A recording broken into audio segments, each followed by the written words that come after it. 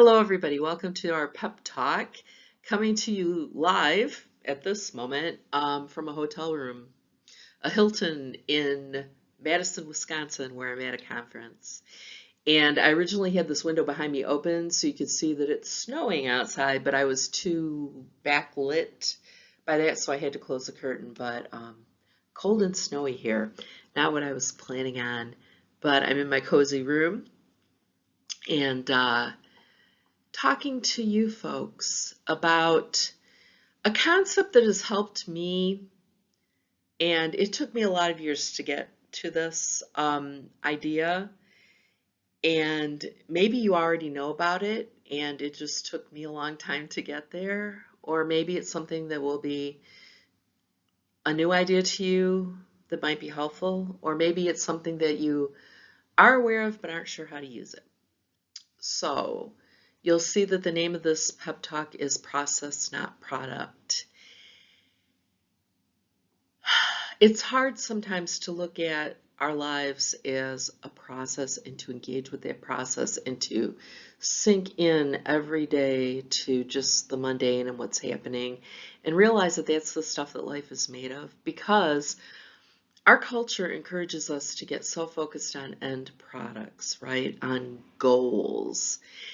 I was just watching a YouTube video where a young woman was talking about this idea, and she pointed out that when we watch videos where people are making or creating something, like maybe they're cooking something, the process always gets sped up. They will lay out their ingredients and tools in the beginning and describe what they're going to do, but then the actual doing of it is usually sped up. They fast forward through that part and then show you the end product, right? And on cooking shows, they put the dish in the oven and they pull out a finished one to show you. And she was implying that we kind of want life to be like that, right? We want to cut to the chase. We want to get to the end.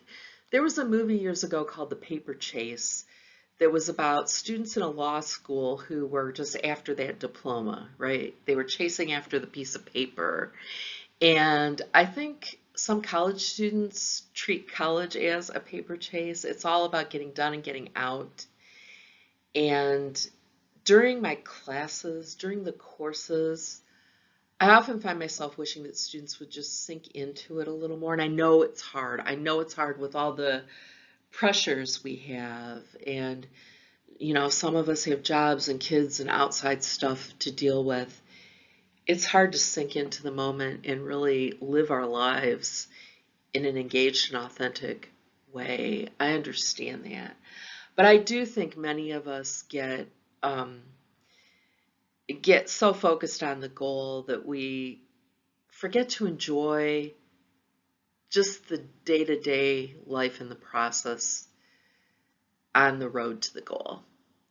Okay, you can use the word journey if it works for you, but it doesn't have to be the word journey.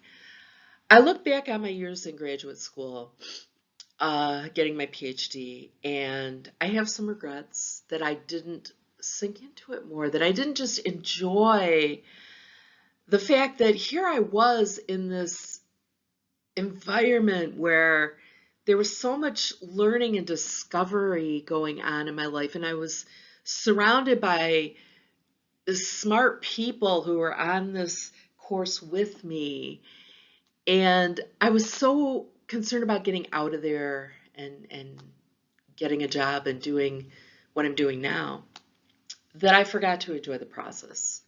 I really did. I look back on that time and think that I missed out on forming deeper relationships with a lot of people, and I missed out on enjoying that process of discovery a little more. I ran across a paper that I wrote in grad school the other day, and I read it and I'm like, wow, this is really good. Like I thought this is interesting, and I didn't even remember writing it, and I thought I wish I had enjoyed that class more. I wish I had really sunk into the ideas that I was learning about. But it's hard when we have so many other things competing for our attention, and then we just get focused on getting done and getting out. But life cannot be always about getting done with this to move on to something else and then to get done with that, right? our life is not just a chain of goals or accomplishments. It's it's deeper than that. I believe it's deeper than that. I find a lot of meaning in TV shows and movies, certain scenes that really speak to me in a certain way. And one of those was a movie called Van Helsing that was out many years ago, and it starred Hugh Jackman and Kate Beckinsale. And Hugh Jackman played Van Helsing, who was a vampire slayer. And this is an old school vampire movie. This is like a Dracula type gothic vampire movie.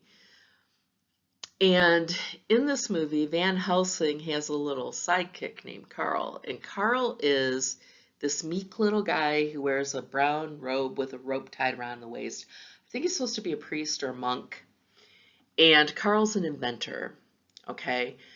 And he has this basement shop where he's always creating all kinds of weapons for Van Helsing to use to slay vampires. And in this one scene, Van Helsing visits him and he's showing Van Helsing different things. And he shows him this grenade type thing that he's made. And he tells him, you know, here, take this, put it in your belt. It may help you later. And Van Helsing asks him, well, what's it for? And Carl says, I don't know, but it may come in useful. Oh, okay, you know. So then in a later scene, they're being chased by vampires, Carl and Van Helsing, and they're in dire danger of being killed. And as I remember, Carl grabs the grenade out of Van Helsing's belt and throws it. And there's a loud noise and a flash of light. It's what the modern military would call a flashbang, right? And it stops the vampires that are chasing them and lets them get away. And Van Helsing said, I thought you said you didn't know what it is. And Carl says, oh, I know what it is. I said I didn't know what it's for. So stay with me here for a minute. I reflect on that a lot. I know what it is, but I don't know what it's for. He knew what it would do. He knew what it was. Carl knew what this thing was. But he didn't know what use it might be to Van Helsing. And in that moment, he discovered what it was for. I think a lot of our lives are like that. A lot of events in our lives are like that. In the moment, we know what it is. You know, we know that we're having a difficult period. We know that we're experiencing grief, or we know that we're worried or whatever. We know that we didn't get something that we wanted very badly. So we know what it is, but we don't yet know what it's for. And I think that takes a little more time to reveal itself to us. I can think of a lot of experiences I've had that they just seemed pointless, you know, that a hurt or disappointment or a hardship, it just seemed pointless at the time. I thought, I can't imagine how any good is going to come out of this. All I want to do is move past it as quickly as possible. And when I reflect on that movie scene I just talked about, I think, I knew what it was, but I didn't know what it was for. And now I understand a little better what it was for, what it was meant to teach me, why that event had to be part of a chain of events. And maybe it caused a fork in my road. And I understand better now why that was for my better good. Whereas at the time it was just devastating. So I knew what it was, but I didn't know what it was for. I come back to this idea of process, not product, all the time, because there are things I don't want to do. There are things I don't like to do. Whenever we have a pile of work to do, we might be thinking, oh, I just can't wait till I get through that and get to the other side of it, right? We're thinking of the end product. We're thinking of the goal. And we're not allowing ourselves to sink into the actual doing of it. And maybe there's a moment of enjoyment or a lesson in it. The Zen masters would say, if you're washing a cup, wash the cup. Focus on the washing of the cup. You know, engage with the moment, engage with the task that you're doing. It's hard. It's really hard. And even now, my mind is on product because in, what time is it? It's an hour earlier here. I'm on Central Time, so I have to keep figuring it out. In 2.5 hours, I have a presentation to make. And so I'm in the prep process right now, and I'm thinking about the end product. I'm hoping it goes well. I'm hoping that a lot of people show up and it's received well. And then I'm thinking about then after it's over, right? You know, what am I going to do tonight? And then I'm going to be returning to Kalamazoo tomorrow. Sometimes we look really far down the road, don't we? We think about the next thing and the next thing and the next thing and the next thing. I'd really like to sink into this experience today. Preparing this conference presentation, enjoying putting my knowledge and discoveries together in a way that I can explain it to other people, and enjoying engaging with other people about what I have to say. I want to live the moment, okay?